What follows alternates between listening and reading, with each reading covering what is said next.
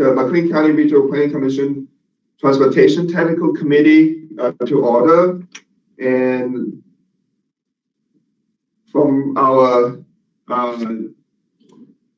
checking by Jan that we do have a quorum, and so we can proceed. And the third, well, we've done the attendance according to the agenda. And before the public comments, I just want to introduce our new assistant planner, Tessa Ferraro, who's sitting in the conference room with me. Just really quick, if you want to introduce yourself a little bit and get everybody a chance to meet you. Some of you might have met her through other meetings, and some of you might not. And I just want to invite her to sit in, to just observe. So, but go ahead. Hi, everybody. My name is Tessa Ferraro. I am the new community planner. I received my master's degree from the University of Illinois in Champaign-Urbana for urban planning. And I'm coming here from Erie, Pennsylvania, where I was working with mostly zoning. So I'm excited to get more of a planning perspective in my new position and excited to work with all of you. Thank you. Welcome.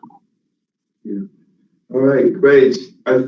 Yeah, anybody else you haven't met her before, meaning you want to introduce yourself? Maybe Brady? Hi. Hi. Ryan Otto with the Town of Normal. Okay. Sorry, Brady, I jumped in. No, no problem. Hi, Brady Lang with Connect Transit. Okay. All right. Kevin Kosey with the City of Bloomington Public Works Director. Hi, Craig Schunkweiler with City of Bloomington. Anybody else? I'm Wayne Aldrich. I'm the Public Works Director for Normal. Jerry Stokes, McLean County Highway Department. Tom Caldwell, IDOT. Yeah. Okay. All right, very good. Got everybody? Okay, very good. Next is public comments. We have not received any public comments or people who would decide to speak at the meeting.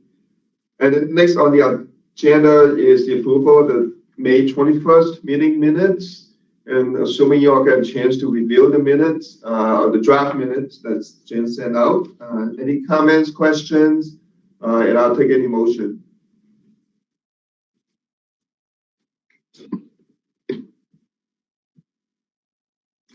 Move to approve. Okay, Brian. Any second? Kevin, okay, for approval. And all in favor say aye or raise your hand. Aye. Okay. Those opposed? Okay, it's passed. Next on the agenda is more the formal public hearing regarding the FY 2022 to 2026 Transportation Improvement Program. And before I open up while opening up for the public hearing, I would like for Jen to show us the slides and give some kind of overview, background, and also about the TIP. And then before I ask for any public comments, so Jen is trying to set that up with the PowerPoint. And I'm going to share my little screen here and hope that we can get it to be a bigger screen.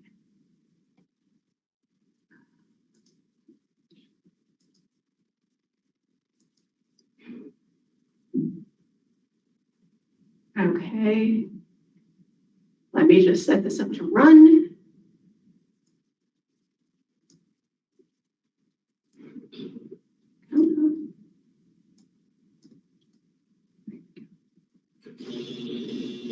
All right.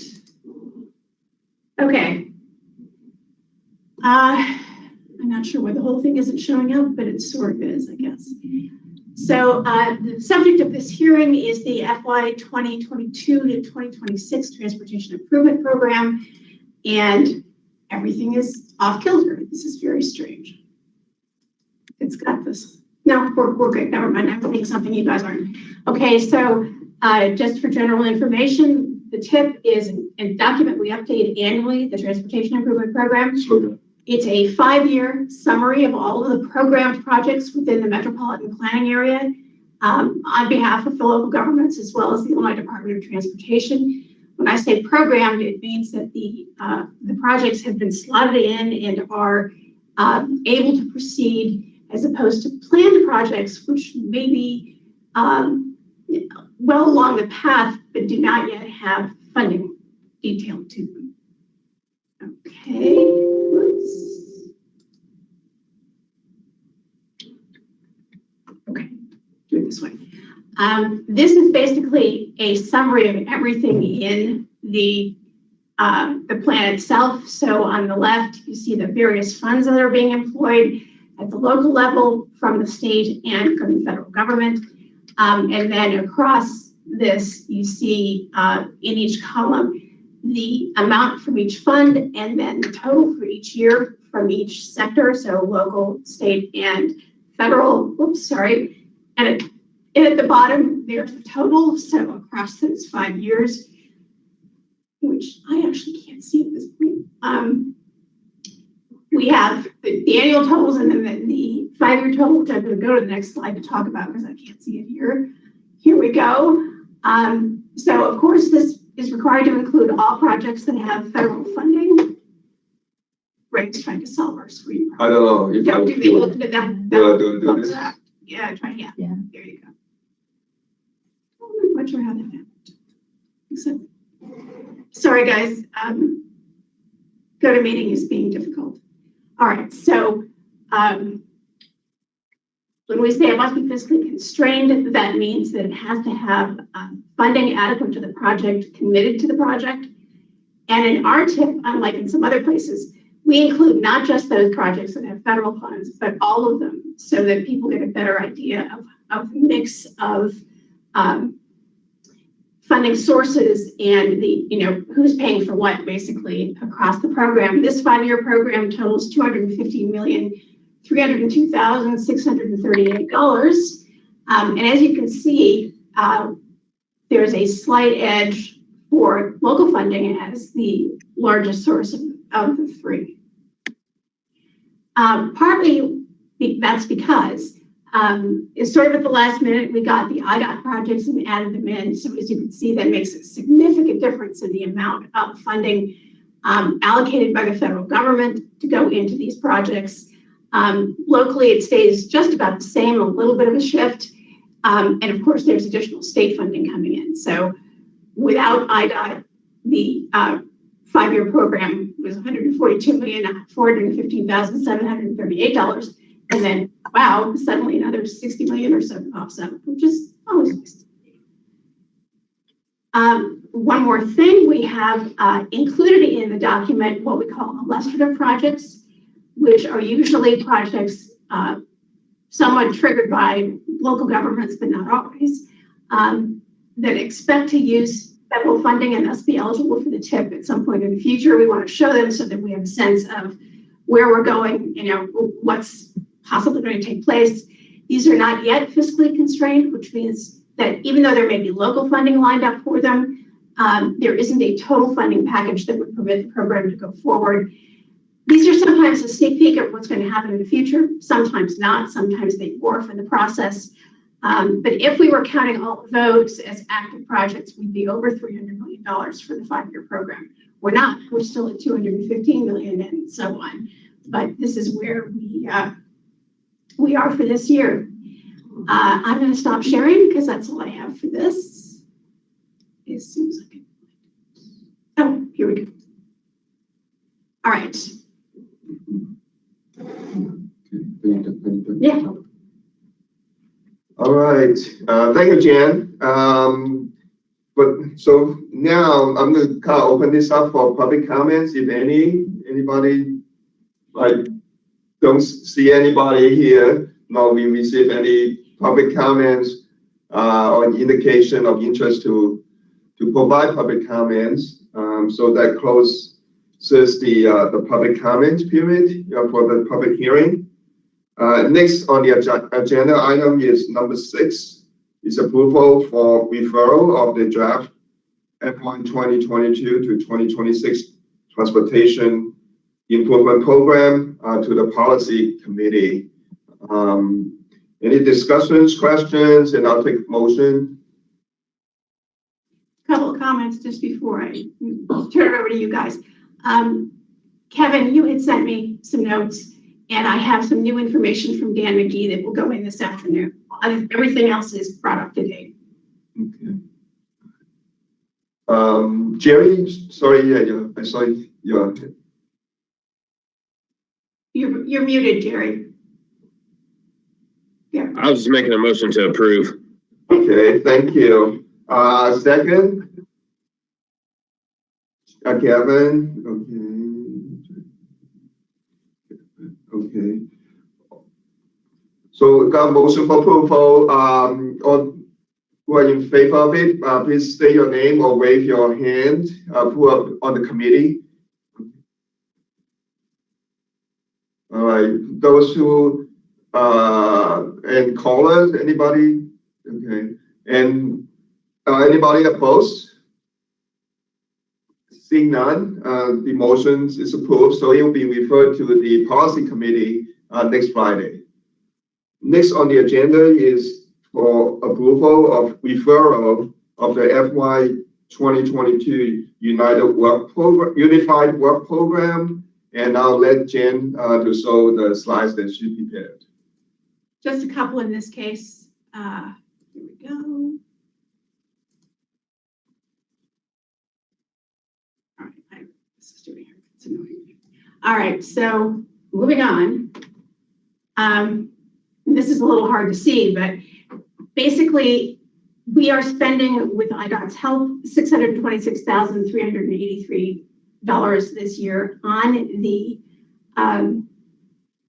portions of the Unified Work Program that go specifically to the MPO projects, which you see listed at the bottom of this slide: General Administration, Comprehensive Planning and Tech Assistance, Transportation Planning and Technical Assistance, Data Gathering Technology and Smart Cities, which we're now sort of referring to as Innovation Alliance, and Education and Outreach. And this constitutes as you see above, the funding available through IDOT from Federal Highway and Federal Transit, as well as IDOT State Metro Planning funding, and the addition of funding from local governments in the form of our regional service agreements, and a small taste of our MCRPC reserve fund, and a couple of other, a section of the transit contract cost. And I think that covers it. So that's where we are.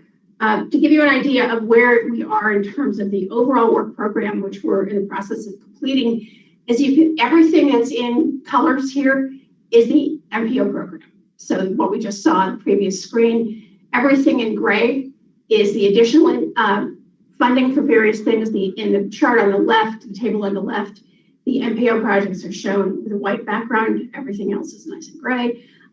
So the overall budget is going to be $944,422, out of which about 66% is the program for the MPO, for the projects carried out under the agreement between McLean County Regional Planning and IDOT for performance of the MPO functions.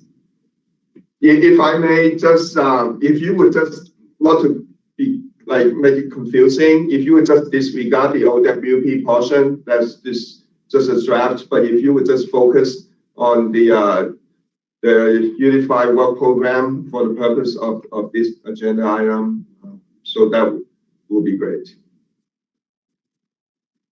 Any questions? Because I'll turn this off and get rid of it otherwise. There we go. Okay.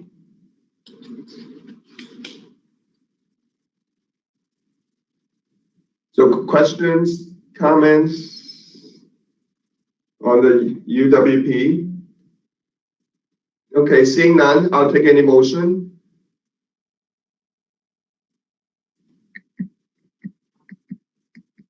Anybody? Okay, Kevin, your motion is for To approve. approval, okay. Any second? Orion, second. Okay, thank you. So the motion is for approval. All who are in favor of it, say aye or raise your hand. Aye. All right. And those in opposed? Okay, seeing none. So the motion has been approved for referring this item to the policy committee next week. Thank you. Next on the agenda is item number 8. This is a scheduled for the next state fiscal year that starts on July 1. And those are the dates for the technical committee meeting. So you want to put on your calendar in advance, that'd be great. But generally, we meet the third Friday of every month at 10:30. And there are a few variations just because of avoiding holidays and months with extra. Right. But basically, it's the same pattern. Same pattern as, in fact, the first half of this list was approved last year as the third 6-month period. That seemed a little over the top, so we're back to 1 year. But this is pretty much what we'd already set up. Right. Okay. Questions? All right. Seeing none. Next item, that which may arise. Any questions, issues, topics want to discuss as a group? All right. Okay. Ryan. Yes. I was just curious when or if we would be moving back to in person, or are we going to go hybrid? Just curious what your thoughts are. But for this committee, yeah, my thought is personally, I think unless I don't on that, I think hybrid makes sense, especially to save some travel for people come, like IDOT or federal highways if they to come from our town, that might save some time. And local, you're welcome to join us in person. But I think hybrid seems to be the one that most like time efficient and for the people traveling from Springfield or other places for like a 10-minute meeting and so that's my personal thoughts. Anybody thoughts? Yes, I agree that hybrid is the way to go, but I prefer that we have more in-person meetings. So as soon as we can, I think that we should go back. We should start meeting in person. Do you have a place where we could meet, Ray? We'll find a place. Yeah, we'll find a place. Where we met before? Yeah, if it's available, yeah, we'll find a place. On that, now that we know the dates of the upcoming technical committee meetings for the year. Yeah.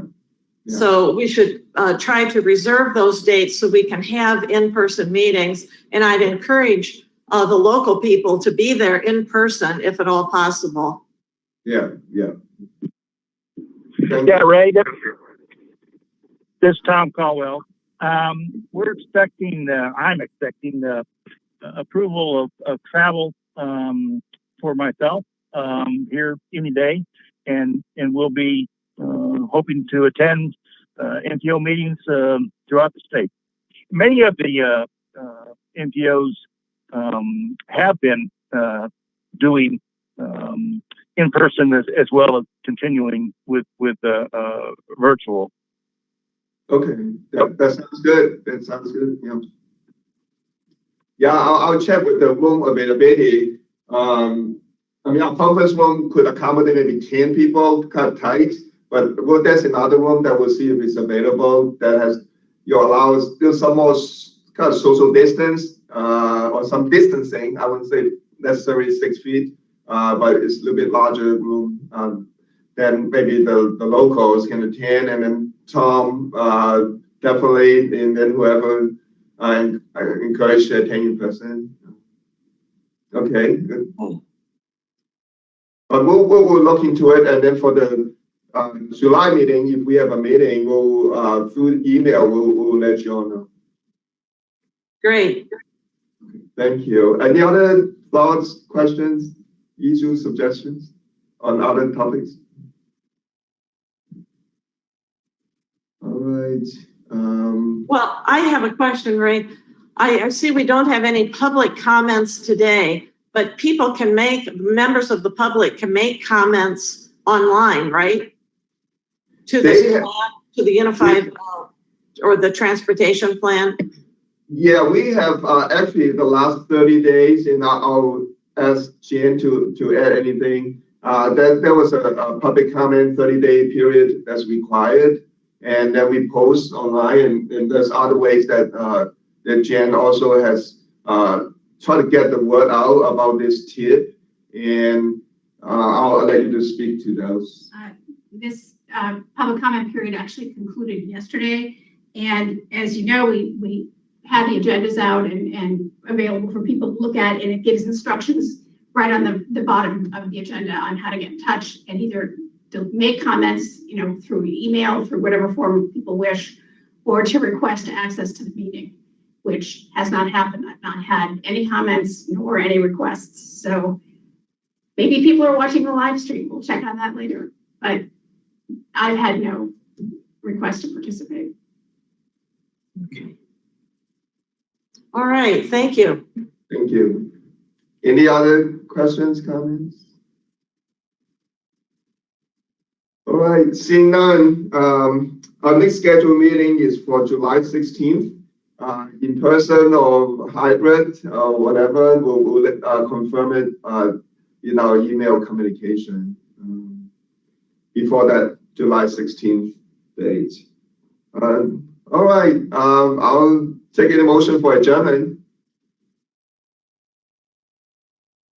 Okay, Jerry, any second? Kevin, second. All in favor, say aye or raise your hand. All in favor, okay. Any objections? Seeing none. So the meeting adjourns at 10:53. Thank you very much and have a great